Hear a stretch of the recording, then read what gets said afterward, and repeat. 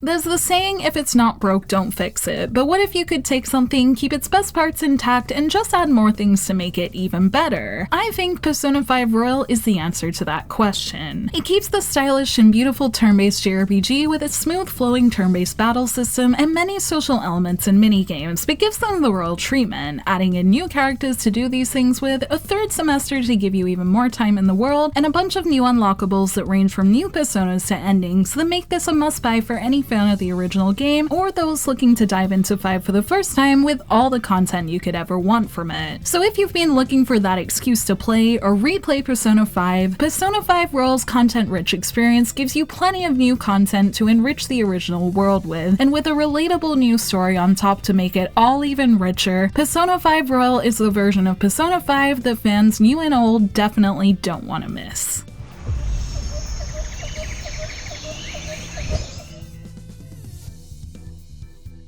Persona 5 was the epic journey of the Phantom Thieves busting palaces and taking down corrupt adults, and Persona 5 Royal is still that at its core, complete with its fun dungeon and daily life portions. What makes this new version Royal though is the wealth of additions that have been put in the game that can make your playthrough of 5 even deeper, and from new story to new areas, there are many hours of new things to find both as their own segments and as optional things on the map, and as someone considering this my second playthrough of 5, I found Royal had a wonderful habit of showing me something new every time I felt I was slipping into vanilla Persona 5 again that kept me very aware of all the new stuff that's been added into this version. The new additions come in all different shapes and sizes, with the most shown addition being the new playable character Kasumi Yoshizawa, who has her own confidant to level up and her own secrets in the story to discover. And while I mentioned in my first impressions that I only saw her a handful of times in my first 10 hours, as expected from previous re-release Persona 4 Golden, like Marie, Kasumi becomes even more present as the story goes on, particularly in new events that have been especially made for Royal, such as the Cleaning Day or New Year's, and she gets plenty of chance to shine as a party member in the new dungeon, another notable new addition to this experience. She's not the only new confidant though, with new character Counselor Mariki that offers a deeper look into all the characters' mental states along with his own story. And then there's Akechi's revised confidant that not only serves as a good way of showing off the new area of Kichijoji with its new dart minigame and jazz bar, but also manages to make his character make a lot more sense, and I can finally say I really like his character and the role he plays in the main story much more now after playing Royal, and I'm glad that characters like him and even others like Haru who are introduced later had more moments in Royal that made them feel more meaningful in the world in general. Speaking of story, probably the biggest addition in Royal is the third semester that plays out both like a new episode in the story and also has extra time to finish Confidants and play in the new palace, which I vastly preferred to the calendar skip at the end of the original. The new content really makes this semester's plot pack an emotional punch too, thanks to how moments with the characters and events involved are woven into the campaign in such a way that had me barely notice it was happening, and without spoiling too much, I think a lot of players will probably find it the most relatable of all the palaces featured in Royal thanks to the way it uses its new characters' relatable issues to make a new and impactful story to play through. There was a point that crossed my mind at the beginning of this new arc that had me wondering if it would have worked as DLC rather than a whole fully priced re-release, but the Royal experience of weaving it into the main one, along with adding many things like will seeds, fusion alarms, leveling up faster in mementos, phone calls, and new activities, makes Royal feel like its own version of Persona 5 rather than just a new chapter. So while asking for full price to play Persona 5 again might seem like a lot, I like the idea that this version is a new take on the original. If you're a new fan coming in though, this doesn't mean you have to play the original first, since this both has the original content and the new stuff too. So ultimately, it's cool the way all the new content is woven in a way that makes it accessible and enjoyable to both types of players, and with an already great game as the base, the new stuff makes it feel even richer in this new form.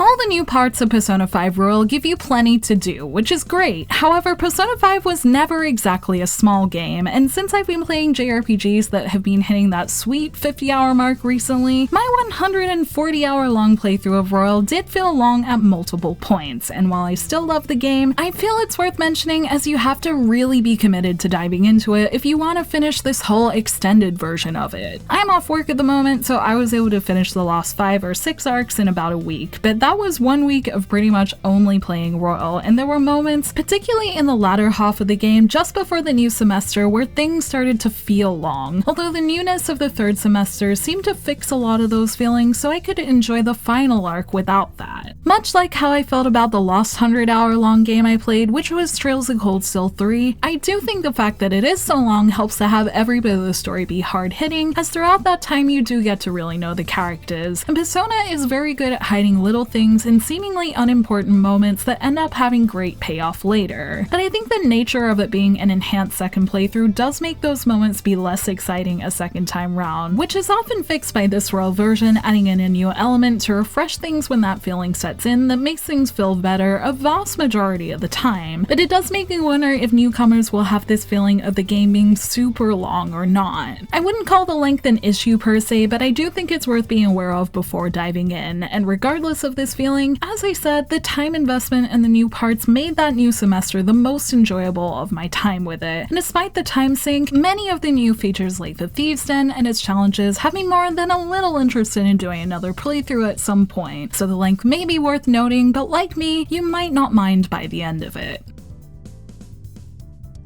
Speaking of the Thieves Den, it might seem like a decorative hub to check out clips from Royal, however, thanks to other features it has, such as its award section and its card minigame, it ended up being one of my favorite parts, and I already want to play more with it in future. The room is introduced as basically your own palace that you can decorate with stuff from the game, but once you get to unlocking stuff in the main game, it's so much more, as it can unlock conversations with confidants you wouldn't ever see together, and then there's the card minigame Tycoon that I'm addicted to, that can give you the Persona points to buy many of the things available in the room, and for some reason it's just a lot of fun. It requires a lot of strategy, it's pretty quick, and some of the lines in it are hilarious, and I really applaud the voice actors for their delivery of some of these lines, as they are gems that add to an already great game. Tycoon isn't the only draw to keep playing though. The award feature in this room can net you even more coins to get unlockables with there being awards for completing challenges in the core game, such as mastering Curry and Coffee, getting all the stars in Momentous, or for maxing out your confidants. Since the Platinum Trophy for Royal was surprisingly easy to get, all the rewards will probably be the next thing to encourage me to keep playing, and with the nice little progress counters to make it easy to see just how much more you have left to do to get these done, the game is good at tempting you into playing just a little longer with these, and there are definitely a few rewards such as the Confidant one or the Compendium that I'm so close to completing that this feature may actually push me to do. And that's the thing with Persona 5 Royal for me. While it's very long, especially for something I was playing a second time, there's always a reason to keep playing during any part of the story, as there are so many things to master and enjoy, and now there's even more. And I feel like Royal has shown that the Persona team really knows their audience, as so many moments in new dialogue took advantage of the best points of old and new characters and features that make everything feel like time well spent. The amount of depth in this game and all of its enjoyable parts has Royal leaving me very excited to play another Persona experience too. So whether it's with Royal, and hopefully with its sequel Persona 5 Scramble if it makes its way to the West, I'm happy to say that Persona 5 Royal has refreshed my excitement and love of the series in the best way possible, and I hope it's able to show more people this wonderful, wonderful game.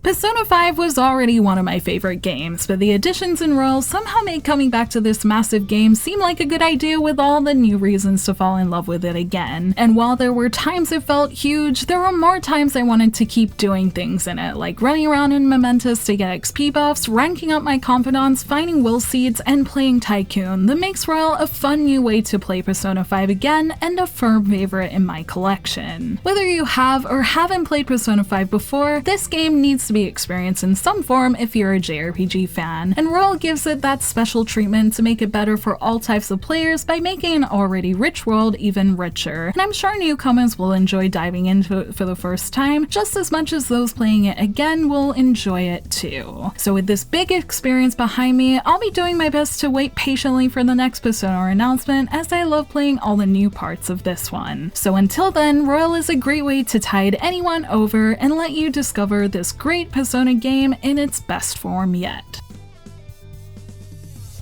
Thank you for watching this video. Let me know in the comments below if you've played Persona 5 Royal, how far you're into it if you're still playing, and if you've finished, what did you think of it, and let me know who you've beaten the most in Tycoon. You can like and share this video if you enjoyed it, subscribe to my channel for more JRPG content like this, and ring that bell to get notifications on whenever I post so you don't miss a thing. You can check out more videos here, and you can find me on social media on Twitter, Facebook, and Instagram, all at JRPG Jungle. Links to those will be in the description below, and until next time, thank you, bye!